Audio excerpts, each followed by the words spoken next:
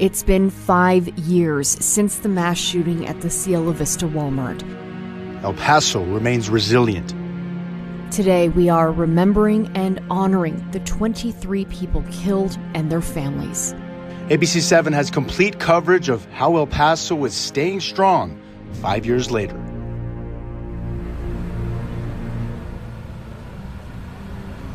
Thank you for joining us for a special edition of ABC7 at 6 Weekend. I'm Paul Cicala. And I'm Stephanie Valle. We are live from the El Paso County Healing Garden at Escarete Park. And tonight, it's all about El Paso Strong.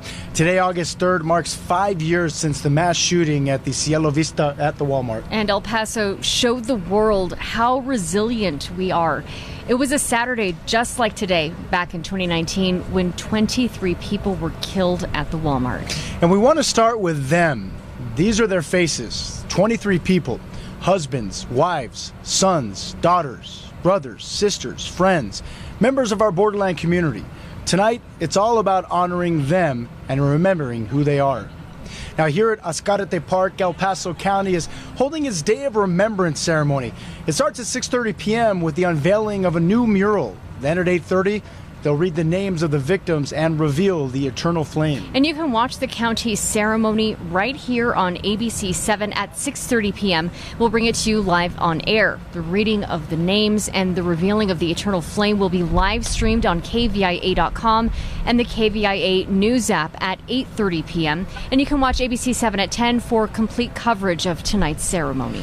The August 3rd Walmart shooting rocked many El Pasoans. Some were forced to rise up and lead our community throughout its darkest days. And that role fell to former El Paso Mayor Dee Margo, who was in office at the time of the shooting. ABC7's Rosemary Montañez spoke with him about this solemn anniversary, and she joins us now live. Rosemary?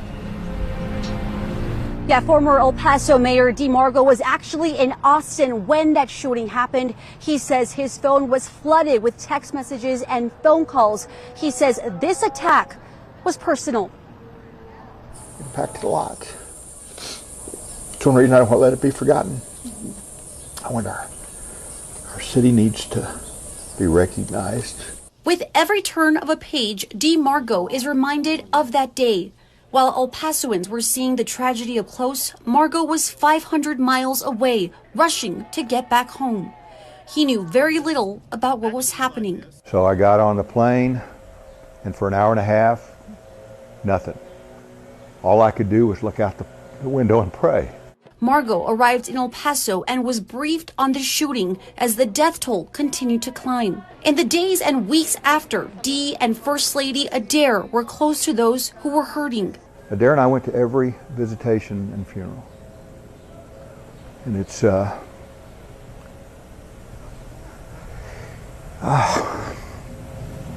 indelibly imprinted my mind. The shooting would end up marking Margo's mayoral term. Margo has held numerous leadership positions throughout his career, but nothing could have prepared him for this. I had no experience for this. You know, I've said before, all I could do is pray. That's what I did on the airplane coming over, while I was here, and at every event. And if I hadn't had a spiritual foundation, I'm not sure. I might have cratered. It was tough. It was tough for those families. It's still tough. Last July, the Walmart shooter was sentenced to 90 consecutive life sentences. Margo was inside the federal courthouse for that moment. I don't want anybody to forget. These people need, our community needs the healing, and these families need the recognition of what transpired that day. And for him, there's only one way El Paso will get complete healing. Until we can have the state trial with the death penalty as a consequence, I don't think it'll be over. I still get texts from some of the family members of those who lost loved ones. I hear about how they're doing. It's personal to me. It's very personal. And I hurt for our people. And I want to get this thing resolved. Love will overcome. Every city Margot keeps this book of memories filled with dozens of letters and cards that were sent to him as people shared their condolences. You're sweet.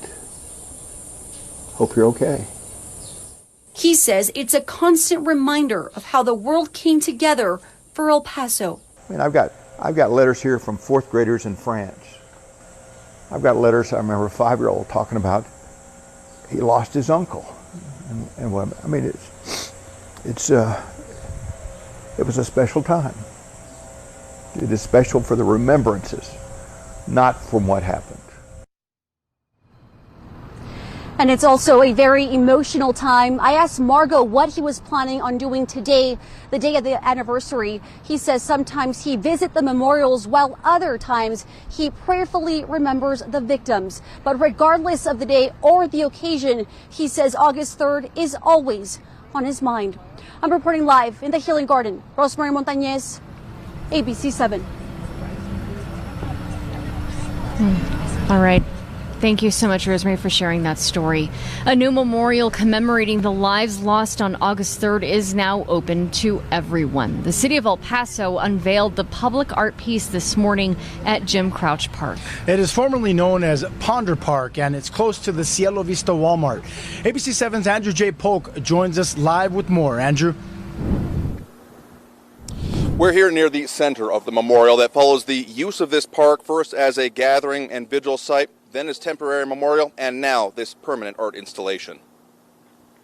The chaplain, Roney, just spoke words of encouragement and building bridges.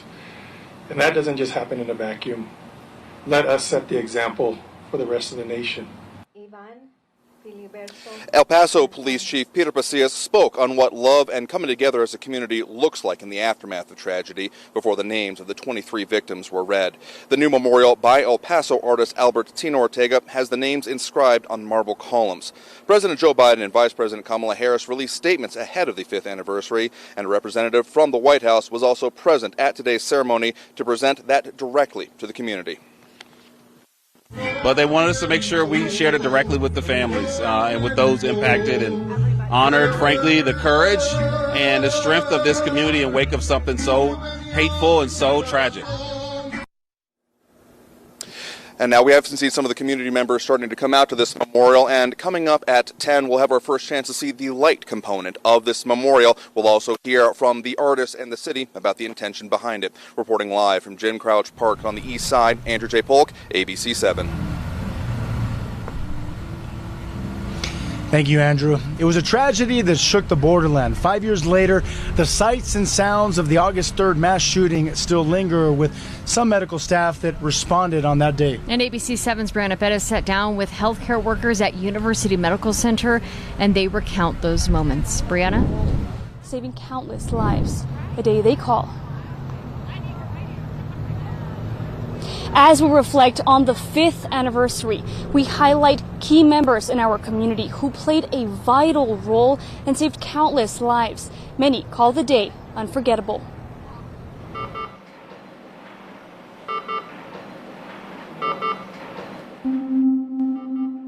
It's almost like you're in a trance or in a dream. I just could not believe what had happened.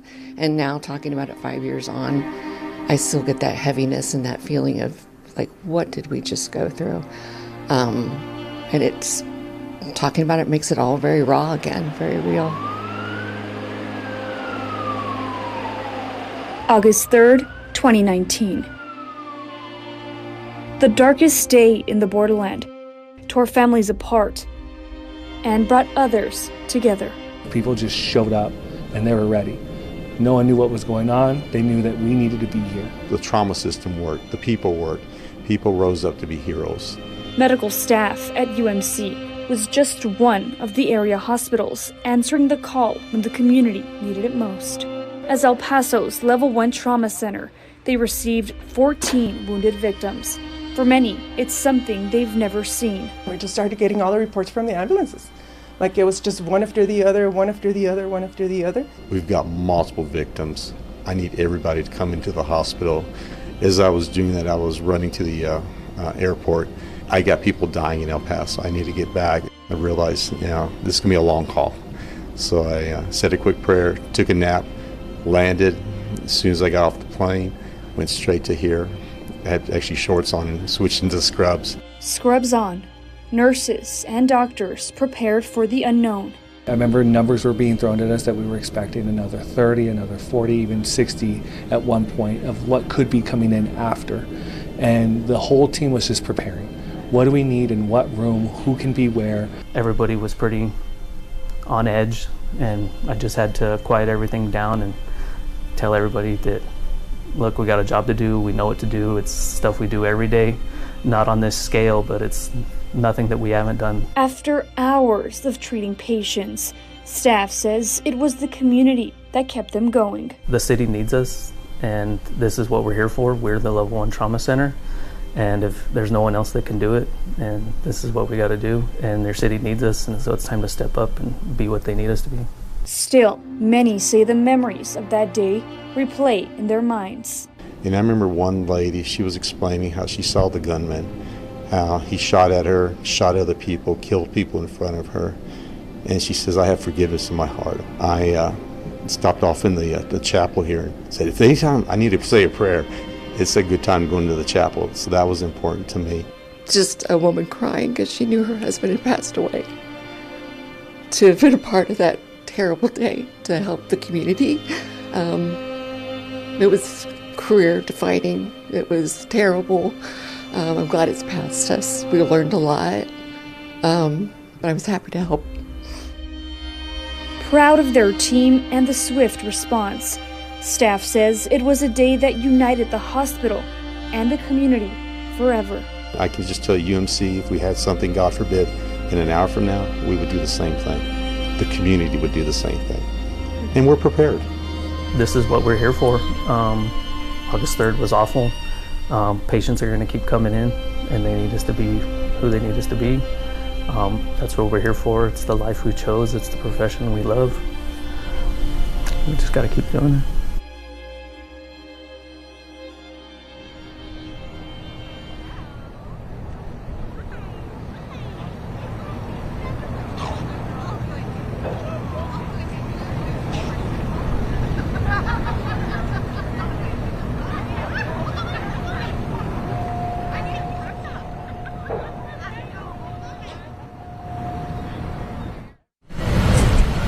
All right. Okay.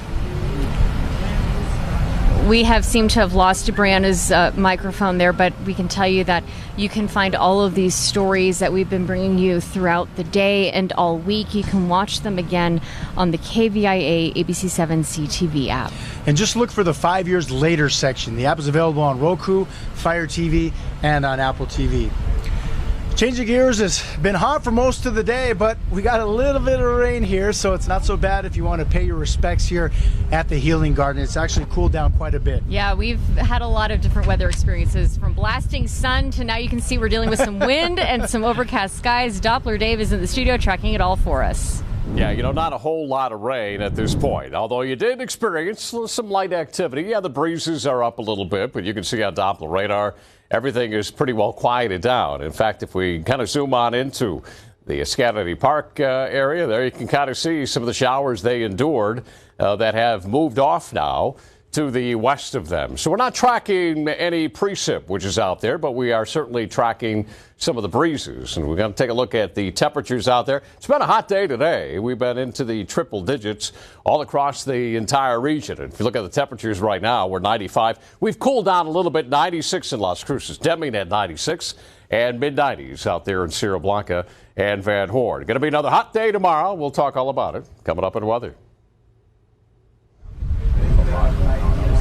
All right, thank you, Doppler. In 5 years after El Paso's darkest day, families of the victims are still waiting on a state trial for the shooter.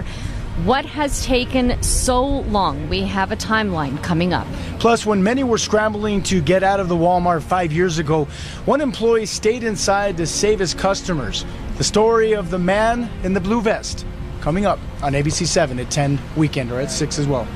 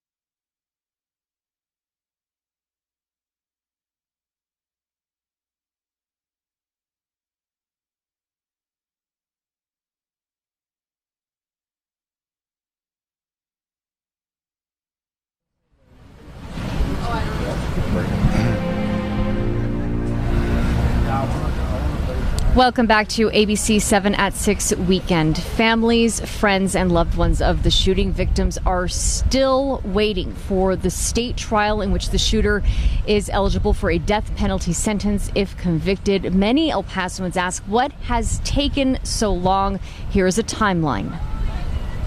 It all started on August 3rd, 2019, when Patrick Crusius carried out a mass shooting at the Cielo Vista Walmart. 22 people were killed. The next day, law enforcement officials and prosecutors held a news conference, and the El Paso district attorney at the time said he would seek the death penalty. On October 10th, Crusius made his first public appearance in the county courthouse. He pleaded not guilty to capital murder. On February 6th of 2020, Crusius was also accused of 90 federal charges, including 45 hate crimes. But federal prosecutors said they would decide at a later time whether to seek the death penalty. This meant Crusius had a separate federal case and a state case, each with the possibility of going to trial. On April 25th, 2020, Guillermo Memo Garcia died. He had spent 9 months in the hospital after being shot.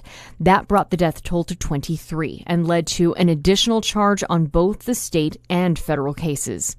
On July 13th, ABC 7 reported that in court documents, Crusius's lawyers argued they needed more time to prepare for the federal trial. They cited the COVID-19 pandemic halting most court hearings and the massive amount of evidence. The next day, Yvonne Rosales defeated James Montoya in a primary runoff election for El Paso District Attorney. With no Republican opponent, she replaced longtime DA Jaime Esparza, who had decided to not seek election a month before the Walmart shooting. A month before she was sworn into office on December 2nd, 2020, ABC 7 learned Rosales was planning to make 200 DA's office employees reapply for their jobs. Reportedly, she lost about 25% of them, including some prosecutors working on the Crusius case. On April 17, 2021, ABC 7 interviewed Yvonne Rosales as the new district attorney about her first 100 days in office. Rosales said she planned to also seek the death penalty, but in an uncustomary move, she said she would defer to the federal government to try its case first. More than a year later, on May 24, 2022, Rosales said during a news conference the delay in trying Crusius was because of a backlog caused by the COVID-19 pandemic. Soon after, Rosales issued a statement saying she hoped the state trial would happen in the summer of 2023. A few days later, Judge Sam Medrano issued a gag order on the case, prohibiting prosecutors, lawyers, law enforcement officers, and witnesses from discussing the case with journalists. The judge cited Rosales' statement about hoping to have a trial by the summer of 2023. He said her office had not made a single filing in the case since she assumed office. On the third anniversary, former prosecutor Amanda Enriquez discussed the case with ABC 7. And the next day, ABC 7 and other journalists received an email criticizing Enriquez and Judge Medrano. The email came from an account belonging to the wife of Alexander Hoffman, who died in the shooting, and the email was signed by their son. Over the next 2 months, prosecutors were pulled from the case or resigned from the office entirely, and removal and recusal petitions were filed against both DA Rosales and Judge Medrano. On October 6, 2022, a lawyer representing the Hoffman family filed a report accusing the DA's office of impersonating them in that email sent to journalists. The family said Vinton Municipal Judge Roger Rodriguez and his wife, on behalf of the DA's office, wrote those emails. The DA's office, in turn, accused the Hoffman family's attorney of bias. On November 1st, El Paso County Attorney Joan Bernal filed a notice of intent to prosecute the dismissal petition against DA Rosales. On November 28th, DA Rosales announced her plan to resign from office in December. And on December 1st, 2022, Judge Medrano ordered Rosales to appear at a special hearing in which the Hoffman family accused her accomplice, Roger Rodriguez, of impersonation and intimidation. Rosales appeared but invoked the Fifth Amendment. On December 14th, Rosales resigned her position after less than 2 years on the job. On the same day, Texas Governor Greg Abbott appointed Republican Bill Hicks to serve as El Paso District Attorney. He later said he would continue to seek the death penalty in the state case. On January 17th, 2023, federal prosecutors announced they would not seek the death penalty against Crusius, and 3 weeks later, Crusius pleaded guilty in federal court, avoiding a trial on those charges. But there was a sentencing hearing in July, allowing victims and families to address Crusius in person before he received 90 consecutive life sentences on July 7th, 2023, weeks ahead of the 4th anniversary of the shooting. On September 25th, during a status hearing for the state case, the prosecutors and defense could not agree on a trial date. DA Bill Hicks said his office would be ready by the end of 2023, but Crusius's lawyers said the prosecution sent them 9 million pages in evidence. Some were duplicates, others were corrupted files. The back and forth persisted during the next 2 hearings. On May 28, 2024, lawyer James Montoya won the primary to become the Democratic nominee for El Paso District Attorney. He'll face DA Hicks in the November 5th election. If Montoya wins, it would be the 4th DA administration handling this 5-year-old case. And Crusius is scheduled to appear in a state court on September 12th. Coming up on ABC 7 at 10 weekend, my interview with DA Hicks and his opponent in November, James Montoya, what they're saying about when they believe the state's case will go to trial. We'll be right back.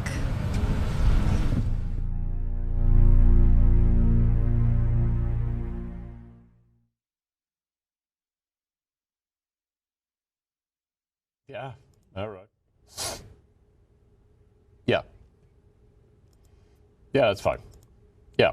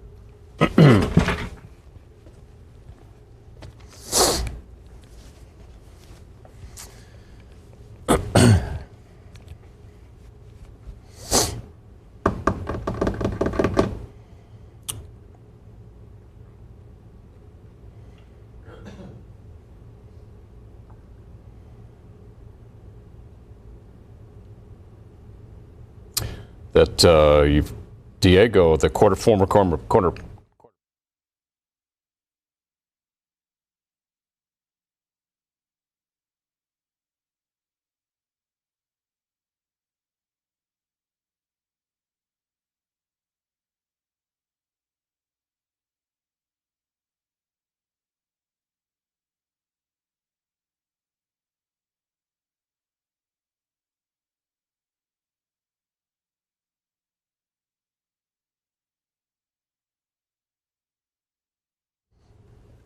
All right, we hit 102 today. That was the official high temperature. 101 tomorrow, 101 Monday, and notice we'll stay in the triples and then start to gradually cool down behind a cold front later on next week, and chance of rain will be slight at about 10%. We'll be back after this.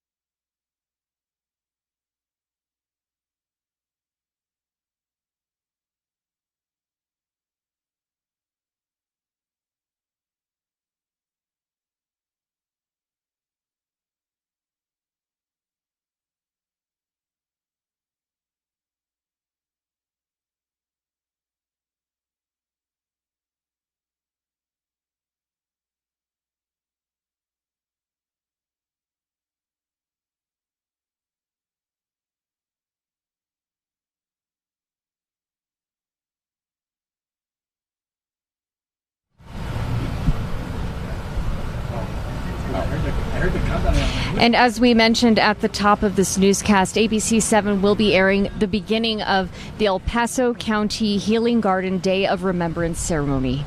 And of course, it's going to be starting very, very shortly. You have time to make it out here to Escarete Park, where the memorial will go on later this evening. And you can also watch the live stream of that on KVIA.com and the ABC 7 CTV app, as well as the KVIA News app.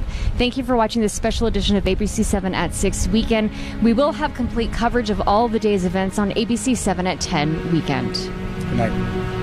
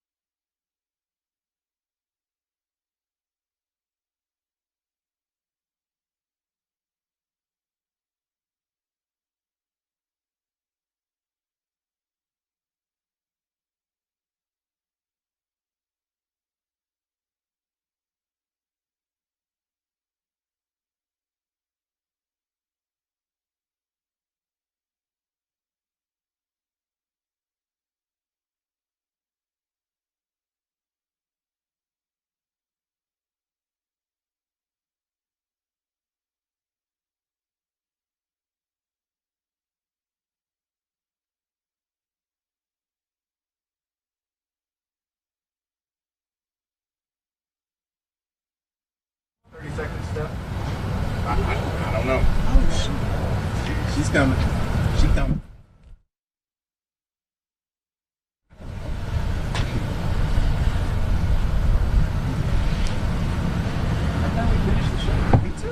Yeah, but I think we're killing time, perhaps, until this starts. If it doesn't start on time.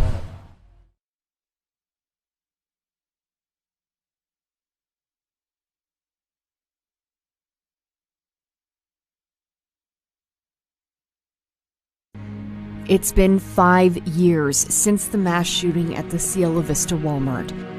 El Paso remains resilient. Today, we are remembering and honoring the 23 people killed and their families. ABC 7 has complete coverage of how El Paso is staying strong 5 years later.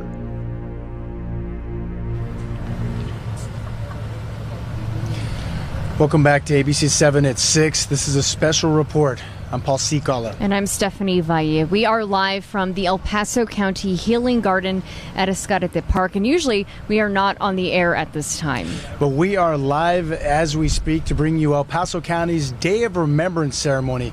It's starting at any moment now. It was set to start at 6:30 p.m. and we will be live here until it starts, and we'll carry that coverage live as well. Yes, we are marking 5 years since the deadly mass shooting at the Cielo Vista Walmart.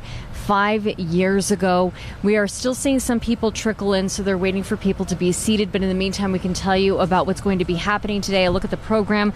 There is going to be opening remarks and a moment of silence led by the El Paso County Judge Ricardo Samaniego. There will be an invocation by Monsignor Arturo Banuelas, as well as a presentation by the mural artist Blanca Estrada. They're going to be unveiling a mural which we showed you on ABC 7 at 5 o'clock. There's a mural that wraps around the back of the Healing Garden, and there's also going to be a Luminaria exhibit that's led by the United Way. There will also be a musical presentation by El Paso Pro Musica. All of that is happening. That should be beginning in the next few minutes. There's also going to be a larger ceremony that's happening at 8:30 p.m. They're going to be reading the names. They're also going to be unveiling the eternal flame. And then there will be more remarks from Monsignor Banuelas, County Judge Ricardo Samaniego, as well as the Texas Gas Service, which is presenting the eternal flame. And there will also be a reading of the names and the lighted beams here by the El Paso County Commissioner's Court. So there will be a lot of very somber moments here. We can see a lot of dignitaries. We also see a lot of family members, El Paso community members here gathering at Escarete Park today. And Stephanie, obviously you were here 5 years ago. You're a proud El Paso native. Describe what you remember from that day, the moment you heard what happened that Saturday when you were obviously, it was a scheduled day off for you, but obviously I'm sure you came in. You know, actually, Paul, funny enough, that was supposed to be the day of the Humane Society Telethon that KVIA sponsors every year. It was scheduled to happen on August 3rd. I was getting ready because I was going to be working the telethon that day, so I was already getting ready, but when I started getting text messages and, you know, some people saying they had heard there was something going on. I think all of us tend to, you know, hope that it wasn't as bad as people thought it was going to be. But once we learned that it was just as worse as we all feared it was, that's when I immediately went into work. And it was just, I think everybody remembers that feeling late in the morning. It was around 10:35, 10:40 in the morning when everything was happening, and it was just such an awful experience to know that we were getting so much information. There were so many rumors happening, and I just remember that at the news station we were just doing our best to make sure that we were presenting all the information as factually as possible, making sure we got confirmation on what was happening, because, you know, people were saying it was very bad, and we just wanted to make sure that we were being as accurate as possible. And it's unfortunate that the worst of it was true, that so many people had lost their lives at the Walmart. There were so many people who were injured. It was a really tough day, and this day is always very tough for me. But like I say, I always try to remind myself of all of the good that we saw that day. People lining up at blood banks, people willing to donate, people taking water to the people who are waiting to donate blood. And it always makes me emotional thinking of those moments when people, like, they don't know what they can do, but they just try to help however they can. So it's really heartwarming to see so many people out here today. It certainly is, and you talk about the community coming together. You know, of course, I worked at KVIA over 10 years ago, and I came back again after 10 years. But El Paso's always been like a second home for me, and obviously it's my first home now that I'm back again. But, you know, it hit me to a different degree being in Tucson, Arizona when I found out about it. And I was actually off that day as well, and I heard about it. And even though Tucson's just about a 4-hour drive from El Paso, heading east down Interstate 10 from Tucson, and I called my news director that morning and I said, it's only a 4-hour drive. Geographically, we're both border Southwest cities. There's a lot in common between El Paso and Tucson. I think we should be over here to cover it. In the end, you know, the budget wasn't there for us to cover it, but what I truly took heart in was there were groups in Tucson as well. I believe Catholic Charities and a few others who would done their own fundraisers to try to help the victims and the people who suffered from this tragedy here with the mass shooting of over 23 ending up dying here in the El Paso area. And you talk about the resiliency, and I've seen the resiliency firsthand with people from the El Paso area and Ciudad Juarez. Let's not forget that a number of the victims were from our sister city in Ciudad Juarez, and I've seen them come together. But it was also gratifying for me as a human being to see people from my own hometown in Tucson, Arizona, realizing it's only a 4-hour drive and trying to get whatever they could to raise money or supplies or anything they needed in order to drive that 4-hour drive down Interstate 10 from Tucson, Arizona to El Paso to help out. Yeah, I think just because of the motivation behind what happened that day, from what we've learned from the shooter's screed that was posted online, I think a lot of border communities felt that. And it's just so unfortunate that a place like El Paso, where I think everybody would say, we never would have thought this would have happened here. For something like this to happen here has been a shock that we've still been trying to get over, but every August 3rd it kind of reopens that wound. But it's moments like this where we have the healing garden, we have these kinds of ceremonies. We had the unveiling at the city of El Paso, that the city of El Paso held at Jim Crouch Park by Cielo Vista earlier today. And then again tonight, the Star on the Mountain is going to flash, and it's going to flash 23 times in honor of all of the victims. That's right. There'll be one flash for each of the 23 people that died in the shooting, and the star will remain lit orange course, that's going to be lit throughout the night as a way to raise awareness about gun violence. That's why I'm wearing an orange polo shirt today. Obviously, I'm wearing a polo shirt too because it's pretty hot outside. But yeah, orange is definitely the color you want to wear when you want to bring awareness to gun violence and the crimes associated with it. The El Paso Chamber of Commerce will begin flashing the light on the star here in El Paso at 8:30 p.m. And you know, President Biden and Vice President Kamala Harris wrote letters for El Paso, sending their condolences on the anniversary of the August 3rd shooting. We want to tell you about those letters. In Biden's letter, he addressed the wounds that continue to heal here in El Paso, saying, quote, "To the survivors and loved ones of the victims, I know how hard these days can be. Even after years have passed, milestones like this can bring you back to the moment you lived your worst nightmare. While there are no words that will fill the emptiness you continue to feel, I want you to know that you remain in my prayers." Vice President Harris mentioned the resiliency of the borderland and El Paso Strong, saying, quote, in part, "El Paso, you have shown incredible strength after suffering unimaginable pain. Please know that you are not alone. Our entire nation is with you today and always." And when it comes to all of the stories that we've been bringing you throughout the day and the week, you can watch them again on the KVIA ABC7 CTV app. Once again, just look for the 5 years later section. The app is available on Roku, Fire TV, and on Apple TV. And we also want to start with them. We're talking about the 23 victims. If you don't mind showing that on your screen, thank you. We're talking mothers, fathers, daughters, brothers, sisters, friends, members of our borderland community. Tonight, it's all about honoring them and remembering who they are. We want to take a live stream now of El Paso County. It seems as though their ceremony has begun. We do not have that. Okay. All right. We are still working on getting that, but I can tell you that I do see the county judge standing at the podium. It does look as though he is addressing everybody who is there. It is a full house. They had a canopy. They have another section for spillover. It looks as though every seat is filled.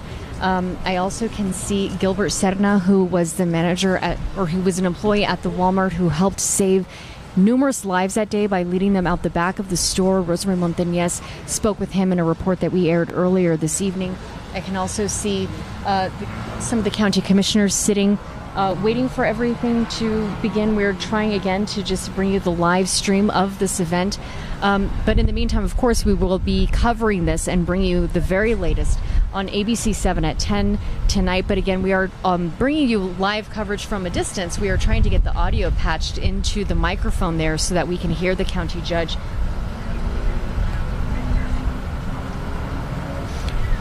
I'll be talking about some of the others, but I really, our pastor, thank you for being here today as well.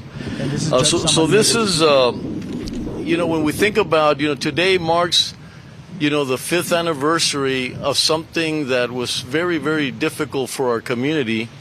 And since then, of course, we've tried to do as much as we can in dealing with the situation.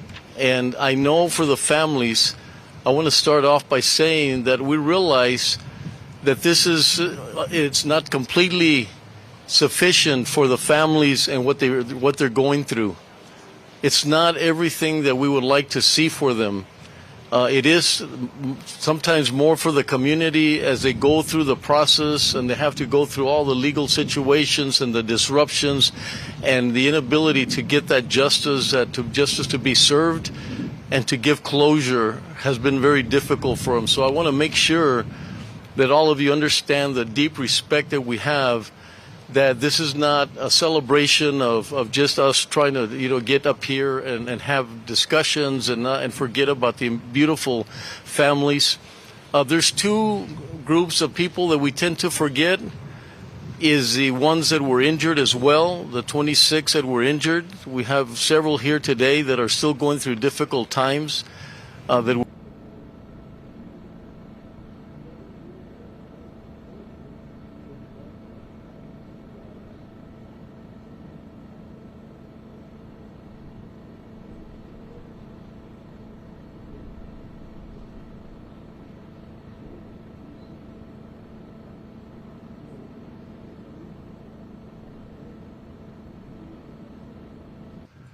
We are one region. We're all together, and we understand that the pain is equally the same, independent. And our Consul Mauricio Ibarra has made sure that he continues to stay close to the family. So just that you'll know, we did a ceremony on Wednesday honoring them in El Consulado. I really believe that, and we want to make sure that when you leave here that you do sense that why we're trying to accomplish this and what we're trying to do for the community. And I'll talk a little bit about how important it's been, not only for us, but for the rest of the country to be able to see this progress. And once again, it's difficult when I stand here that I don't want to dismiss the pain that the families have gone through, especially the conversation. Christopher, thank you very much for sort of alerting me that the families are really struggling for closure. And I don't want to dismiss the fact that they're still having a very difficult time, not understanding why 5 years later they're still having to deal with all the intricacies of the legal system. So whatever your connections may be, we were all impacted. We were all hit hard, and somehow the evolution of the healing garden became a concept of something that we were hoping would help all of us. With a background that I had in mental health, I really wanted something that was tangible, something that the family could see, something that the community could see, so that you would understand that we will always stand behind each one of the families and every single person that got impacted. If you're here, you'll sense that spiritual place. We've had individuals come here for weddings. They've come here because they're going through a divorce and then they want to reconcile. We've had a band that was, they didn't know if they're going to stay together and they came here. So it's a very special place. Although it is a memorial and we'll always see it, and it is a national memorial, I want you to believe that it's more than that. I want you to feel with all your heart that the day that someone comes from out of town and you tell them, welcome to our healing garden, and you use the word, my healing garden, and you invite a family member and you feel like that, I think we've accomplished tremendously. I just couldn't at that time really understand at any moment that we would be able to get to this point or what it was going to be like, and it was very difficult for all of us. It's a place to honor every individual that got hurt. It goes beyond. It's that family member that was going to be there that day but didn't go that day. It's that young man sitting in Chicago thinking, why would someone want to kill Mexicans, that is still probably hurting from not understanding. So it carried us to a very different place. Last week, and I hope you all get to see, we had a documentary that sort of emphasizes the importance of the healing garden and what it's done to so many other families. Later, we will unveil a mural, which I believe, if you could understand the amount of energy, the amount of creativity from the three artists that got together to make sure that we continued this, that we continued this opportunity to make it better and better and better every single time. We will hear from one of the artists that we have here, Blanca, which has done just an amazing job, and you'll be able to see how she brought the community together and with the help of others, and it'll be very important. At the end of the day, we have an eternal light. So every single time that we've been here, we've made every effort to have something different, something better.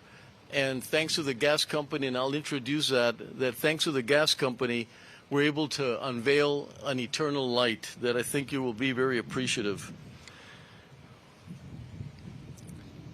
This is all El Paso. When we talk about uniqueness and we talk about, what El Paso is, I really hope that you sense that no other community could possibly create such a situation and such a space that has been created here. This is El Paso in a tangible. when we talk about El Paso Strong, when we talk about who we are and the uniqueness, how we handle the immigration crisis, how we handle every situation, es El Paso. El Paso es una comunidad que sabe y entiende con todo corazón qué es lo que tenemos que hacer para mejorar una situación. Este no es muy diferente. El hecho que somos Veterans Capital of the United States of America, it didn't happen because we just pushed it or because we decided. It happened because it was warranted. We have some of the best veterans, and some of them are here today. There was a veteran from my high school, Benavides, that was killed during the Walmart shooting. But we have an outstanding veteran. So I want to make sure that we go from this dark moment to a very historical and a way to show the rest of the world how important this is. I want you to, be able to walk around where we're going to try to take you different places so you could see the kind of things that were taking place. But I want you to take time to sort of sense that healing. I want you to take time to make it even more important. I really believe with the bottom of my heart, I'm a God-fearing man, and I believe that if you pray here, you show your spirit here, I believe it's going to stay, and I believe that people are going to come in here and feel that essence of that spirituality that is between all of us here. So I thank you for that in advance. As you know, we've been able to help heal other communities. I hope you understand that.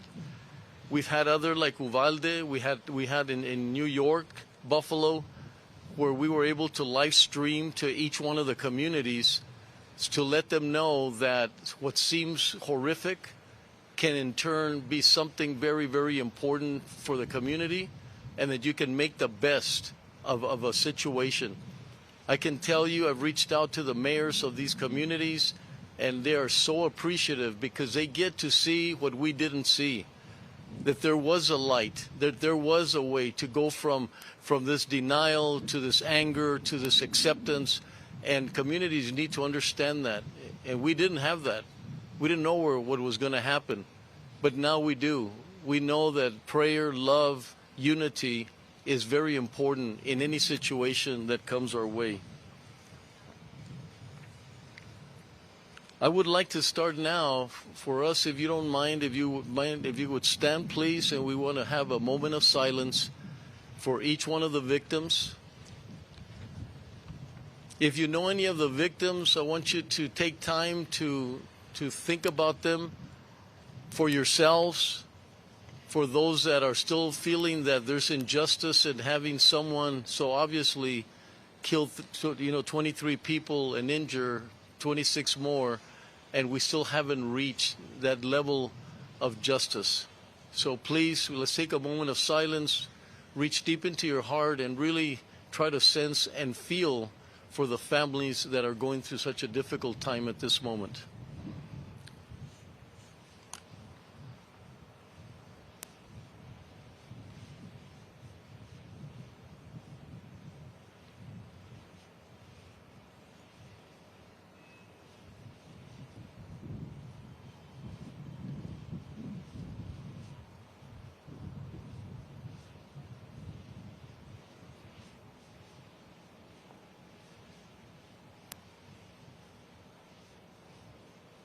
Thank you. Please be seated.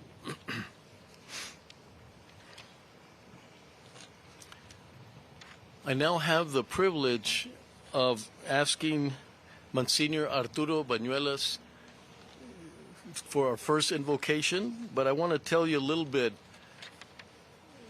Monsignor Bañuelas has been through the whole entire situation from start, has reached out to the families, has been there for the families, has been there for us. But he's that way before that, he was very involved with farm workers and a lot of the inequalities that our community faces. And so I'm very privileged. He's such a faithful leader. I believe that he's one of the diocese's longest serving pastors. And so it's quite an honor for me to have Monsignor Bañuelas do the first invocation. Thank you.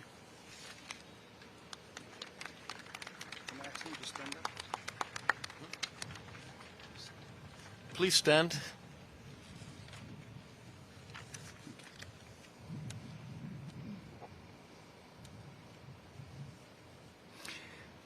Señor, te pedimos por las víctimas del 3 de agosto, cuyas memorias conmemoramos este día, que las tengas tú en tu gloria, que les des paz y consuelo a sus familias y que nuestra presencia sea para Dios una cercanía de nuestro apoyo y cariño. Lord, we ask for your healing in all our hearts, so that just as we are united in our grief and sorrow today, we may also be united in our desire to care for each other. Enlighten all our hearts to become a better people, a united people, a better nation, one that intentionally embraces all women, men, and children as family with dignity and respect, as brothers and sisters, so that in our oneness we dispel the darkness of fear in our midst. Give us the courage to transform our society into a nonviolent movement of love, so that we can stop building walls that divide, overcome the dreaded forces of racism, hate, xenophobia, and fear. With your hope, we will be able to pass through darkness into the new light of a new life. We pray that our light will change people's hearts.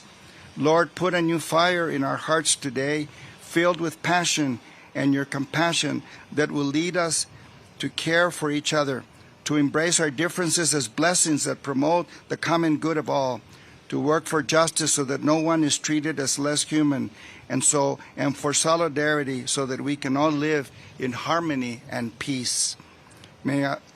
Make us, Lord, your light, a beacon of hope that inspires others to work for healing and peace, and in this way anticipate that soon we will celebrate new life and our victory over all darkness in our time.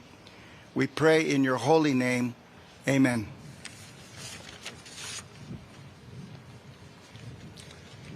You may sit.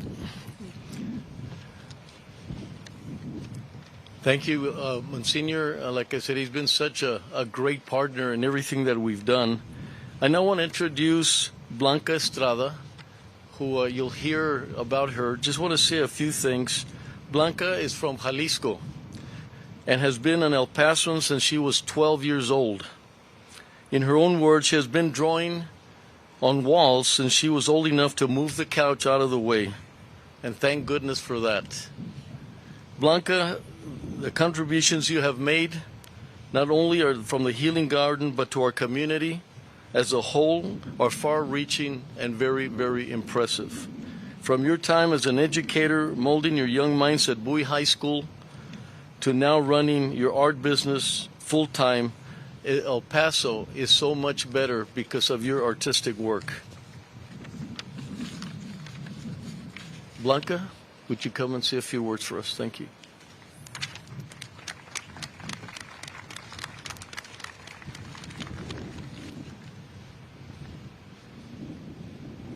I'll explain this in a moment. Okay, can you hear me? I wrote a speech today and it starts with, what a beautiful turnout. It's pretty nice. From the very beginning that this horrible event happened 5 years ago, El Paso people stood up for each other. We saw it in the news, we saw it on social media, we saw it in person. Crowds of people outside of the store praying together. Local places donating and volunteers moving things to make things happen. To support the survivors, to commemorate the victims. El Paso people held hands and reminded one another to be strong because we have each other. I used to be a math teacher at Bowie High School, and I left teaching because after 2020, I felt that I was helping out the community more through the arts. I thought this was my calling, but it was the community, my followers, that shared this project on social media and make me aware that this was happening. This mural, and because of them, because of you, I am here today. And when the artists, we all came together with Judge Samaniego to see the garden, and we heard of its significance, My first thoughts were that we needed to make more people aware that this existed, as it was made for you to come and heal, for you to not forget that there's a spot in El Paso where you can be reminded that people love one another no matter what. And when I saw the rocks all around, I thought that was the way to connect us. So in addition, excuse me, it gets higher and higher, my pitch. In addition to 3 artists creating together something visual and deep for our community, over 100 individuals came and they painted the rocks for you. In about a week, we had over 200 rocks to share love, unity, hope, to share good and support. By painting the rocks for you, we had a lot of fun, by the way, and I had a group of autistic children come also with their parents, and it was wonderful to watch just the peace that they would get just from painting there in the grass. It was amazing. I'm off script. Families with their kids, singles, groups, artistic and non-artistic, they came and made this for you. You'll enjoy in a minute beautiful work made by many, many people here. And I want to also say thank you to the parks people. Those guys were so sweet and amazing, and they made everything happen. So I want to say there's a lot more people than you can think of. So you're going to enjoy in a minute the beautiful work that many people in El Paso made. But let me end it with this. When I was teaching at Bowie, our students, who a lot of them came from Juarez, had to write English essays without using Google Translate. Well, as the teachers were reading these essays, one of them said, and I quote, "I love living in the steppe." The steppe is El Paso. You get it? So somebody did use Google Translate. I'll never forget it. And I want you guys to enjoy, with every step today, the love that is here right now, and even go a step further to come back and invite everyone. Thank you, my fellow El Paso people. This was painted by Sarah. She's also autistic and an amazing artist, and I'm just so grateful. Judge, everybody, oh my God, thank you.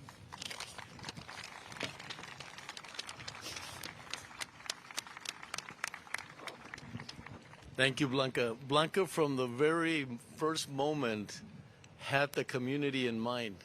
She was not comfortable just having what's going to happen with the murals. But right now, I'd like to also recognize our 2 amazing artists. Tino, do you mind standing up?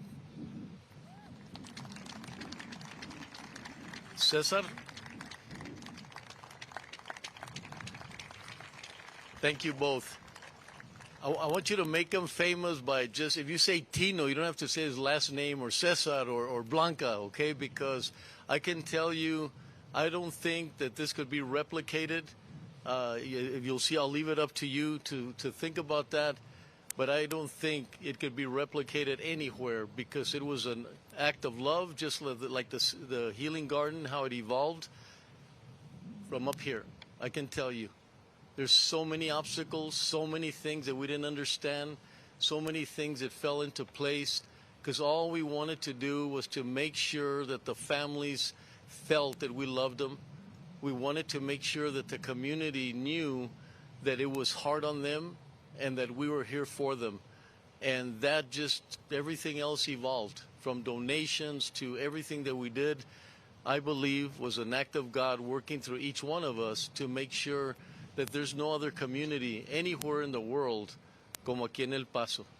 And I'll be recognizing more our staff, and my staff has just been amazing. Erica has championed from beginning to end and has tolerated me and my vision that sways to different places. And so I thank all of you, but I'll be able to do that. And now I want you to join us. We're going to be coming. We're going to be coming through this side, if you could join us, and then we're going to go. I want you to spend some time in the back part, and then we'll unveil the mural, and then we'll come to the front side where we're going to be able to do the lighting of the 23 lights, and continue, and then the unveiling of the flame, the eternal flame. So si me hacen favor, de veras con todo corazón, quiero dejarlos saber que los queremos mucho y vamos a continuar con el programa y vamos a pasar aquí para mi izquierda y vamos a ir para atrás donde está el mural. Muchísimas gracias.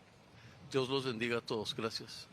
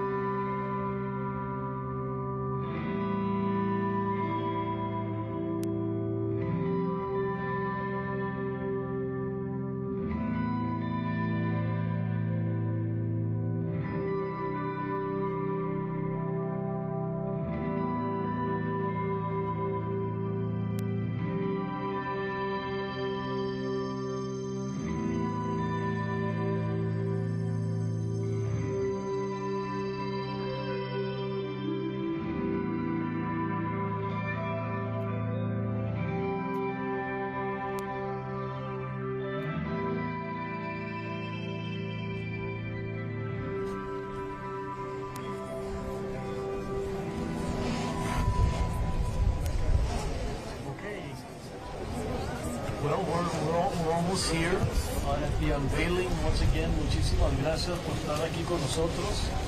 Esta es la continuación y a ver qué más se nos ocurre para continuar so we can continue to do something that helps the community come together. But I've always said, you know, we're helping the country. This is a country that's very divided, and today there's no division. Today there's unity, there's love, there's caring. We care for the families. We care for everyone that comes here. And so I hope that this becomes a place for that, and a place that you'll take those pictures, show them to them, show how we love the victims, the families, and the injured as well. And that aquí no hay un puente, no hay una división. Todos estamos juntos como una región. Y de nuevo les quiero dar muchísimas gracias to our artist, Blanca, Tino, thank you very much. Cesar, thank you very much. This is going to be very exceptional. Please come over. It's so symbolic that there's no name to the mural. We decided there was not going to be a name to the mural because that way each one of you will determine the symbolism of what you're going to see. Muchas de las cosas que salieron del corazón de los muralistas, a lo mejor ni ellos se dan cuenta hasta después del significado, that significance of what this mural is all about. So we're hoping, it's still a work in progress. We still have things that we need to do. But this is, I believe, that del corazón de los artistas, de la visión de los comisionados, que queremos que sea algo muy espectacular para cada uno de ustedes. So, with having said that, we're now unveiling the mural. Can you hear me there? There you go. There you go.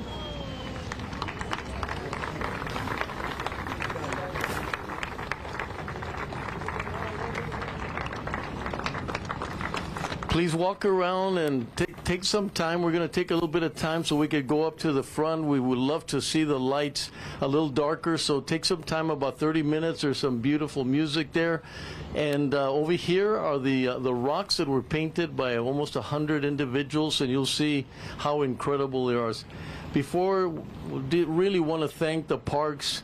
I don't know if Jorge, are you in the audience somewhere? Oh, there he is. Jorge really did everything possible to finish it for us. I mean, he's been working here late at night with his family. I'm talking 2, 3 in the morning, okay, and then coming back at 6 in the morning. So de nuevo, I hope you walk around, enjoy yourselves, try to see the symbolism, and then come back and bring your family, and it'll be a little bit more complete. I've got Dr. McDonald. Is he somewhere? Our staff, please. Thank you very much. Okay, thank you. Pásale. All right.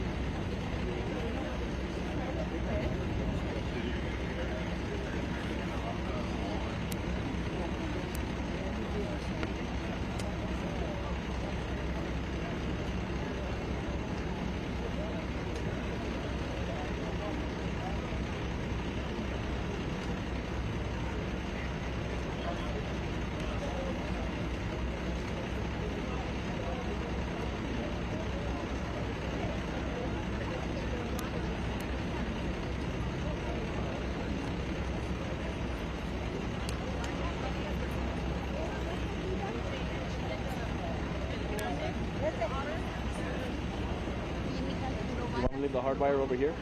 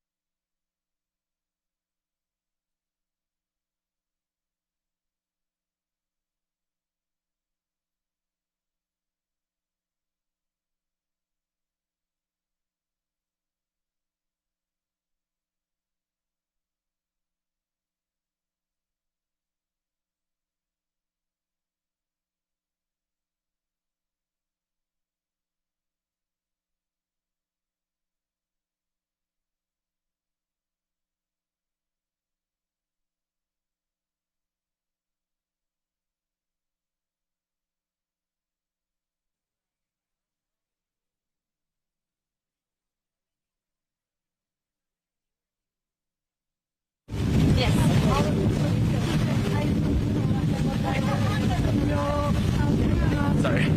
Mic check, mic check, mic check, mic check. Do you hear it? Mic check. ¿Qué dijo su mamá? Oh my God, yeah, don't worry. Yeah. Oh, it was very to make sure. Es la que estaba hablando. Mire.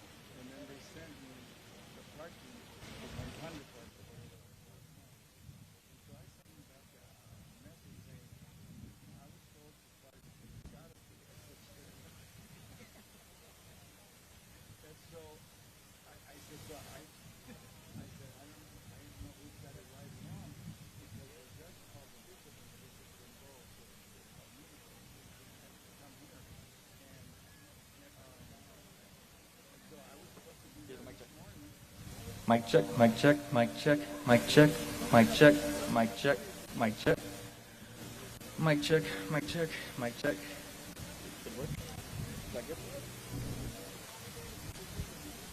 Mic check, mic check, mic check, mic check, mic check, mic check, mic check. How's that? 1, 2, 3, 4, 5, 6, 7, 8, 9, 10. 1, 2, 3, 4, 5, 6, 7, 8, 9, 10. Mic check, mic check, mic check, mic check, mic check, mic check, mic check, mic check, mic check, mic check, mic check, mic check. Was it good or what?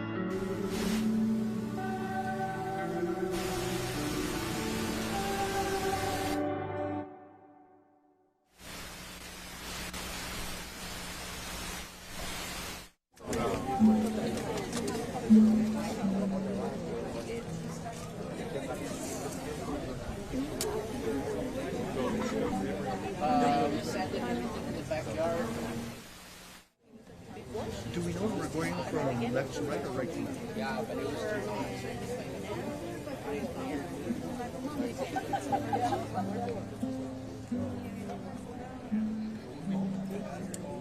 do you guys know if we're going from right to left or left to right?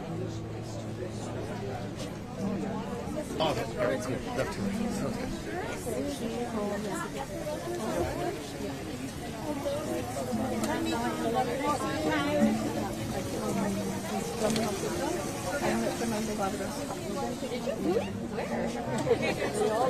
Testing.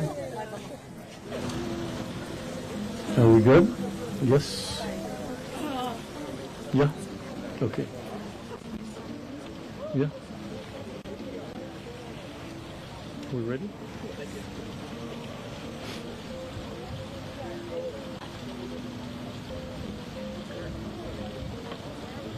I'm gonna take this out of your way.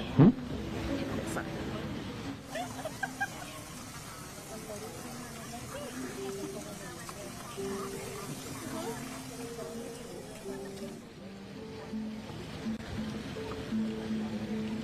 You're just gonna close up here. They're just gonna close up here and that's it. So right after the song stops.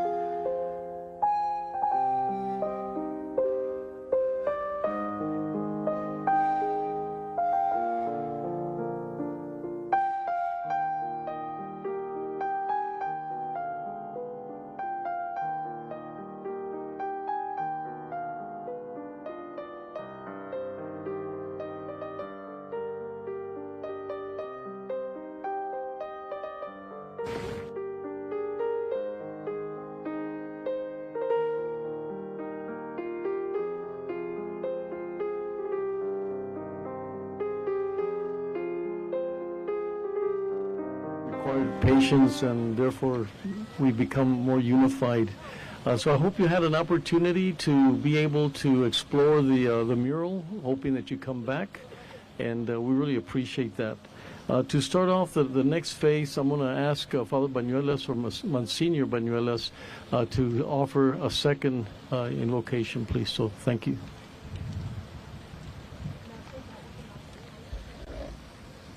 Siempre pedimos por las familias que tuvieron personas seres queridos que fallecieron el 3 de agosto, que sientan en nosotros un abrazo fuerte de acompañamiento.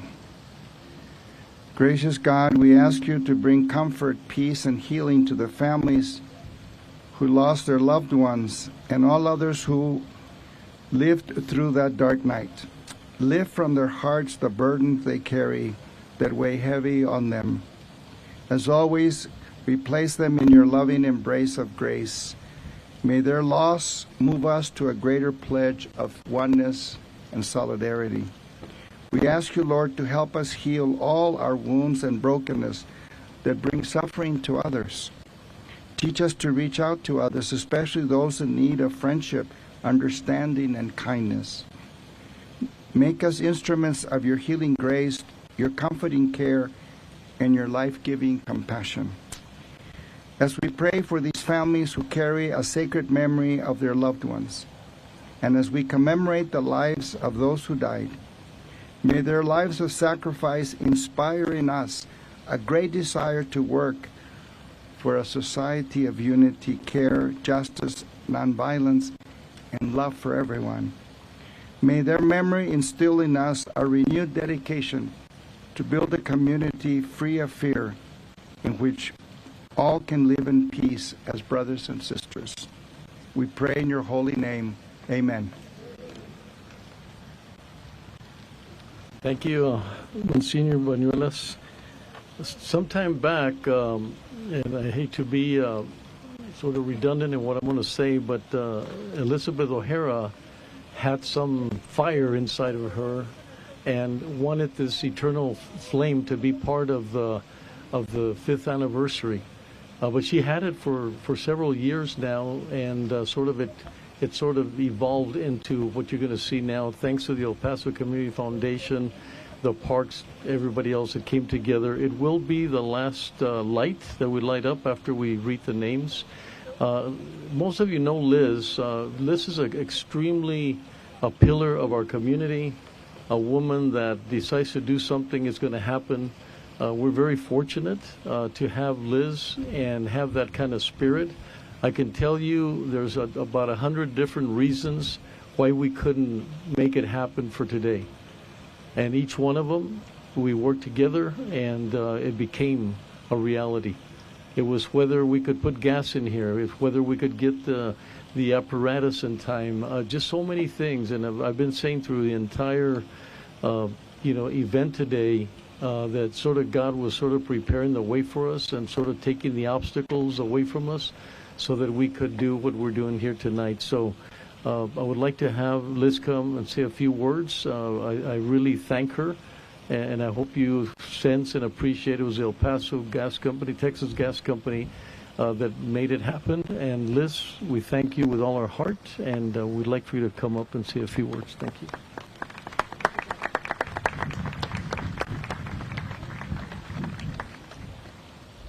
Thank you, Judge. And thank you to our commissioners who are here, Monsignor, and to our beloved family and friends that are here today as well. As you heard, my name is Elizabeth O'Hara, and on behalf of Texas Gas Service and the One Gas Foundation, we are honored to have worked with El Paso County, their team, as well as our partners, the El Paso Community Foundation. It's a little hard for me to see because of the bright lights, but I know Eric Pearson was recognized earlier, and I would just like to say thank you for making this so easy. I would especially like to also recognize Chandler Mills with the El Paso County. Without her coordination and constant line of sight on this project, it would not have moved forward. And I would also really like to thank my coworker, Jose Pepe de Alva, who did not tell me that I was crazy when I asked if we could get a project of this magnitude and with this pace done. Pepe, you are as responsible for this monument as anybody. And again, I don't know where you are in the crowd, but I want you to know how much I appreciate you. Thank you. This evening, you're also going to see several of my coworkers wearing their safety vests that have the Texas Gas Service logo on the back. I would like to recognize them because they also were participants in the United Way's volunteer efforts in putting together 3,500 luminarias that are here at Escarete Park this evening. And it is them that I am also representing, so I thank you all for being here as well. Now, this project was born not just of the tragedy and the horror of the morning of August the 3rd, but also of fire, that determination that convalesced for us in those hours and days and weeks that came after, and which we all feel today.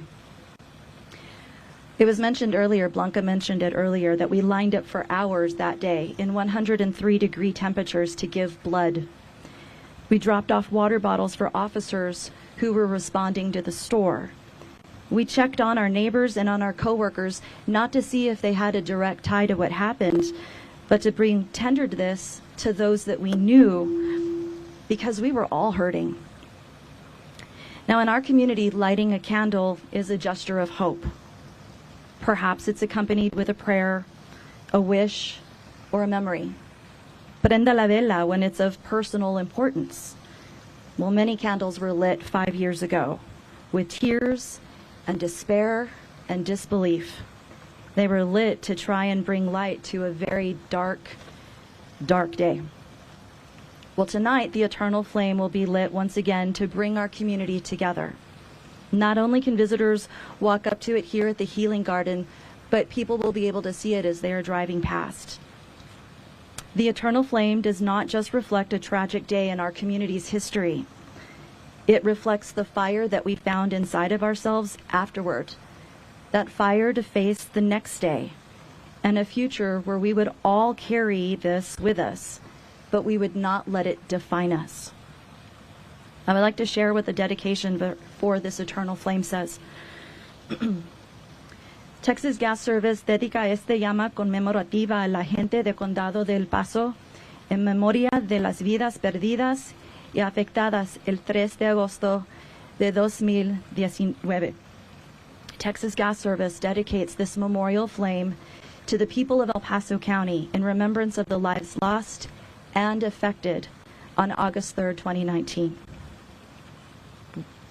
We all had terrible loss. We all were hurt, and we will all remember, because that's a flame in us that will never go away. On behalf of my company, your utility, Texas Gas Service, we are deeply honored to provide this eternal flame, and we thank you all for the opportunity.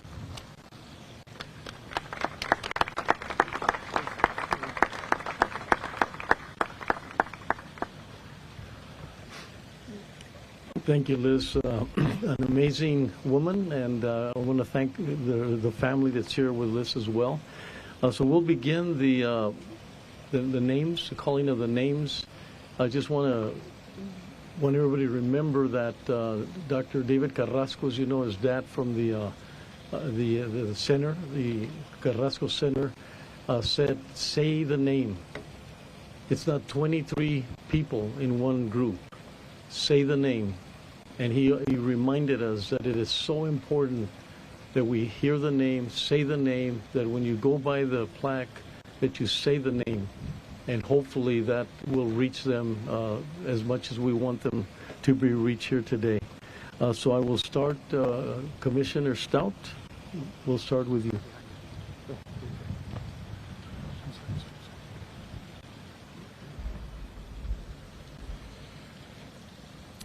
André Pablo Anchondo. Jordan K. Anchondo. Arturo Benavides. Jorge Calvillo García. Leonardo Campos Jr. Adolfo Cerros Hernández.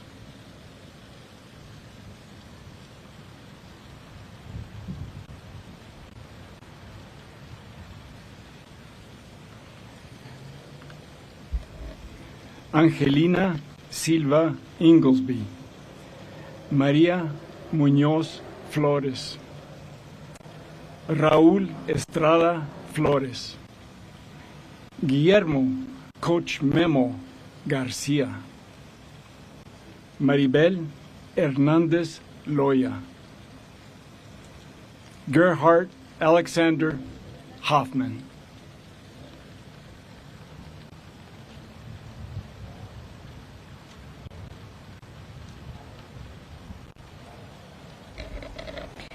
David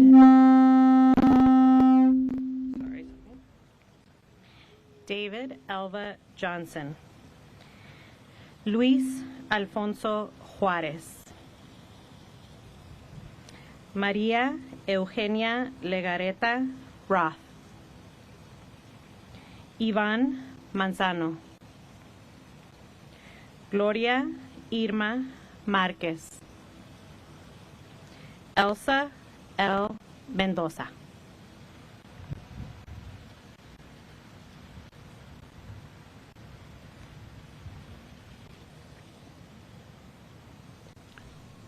Sarah Esther Regalado Monreal. Margie Ricard. Javier Amir Rodríguez. Teresa Trinidad Sánchez Guerra. Juan de Dios Velázquez.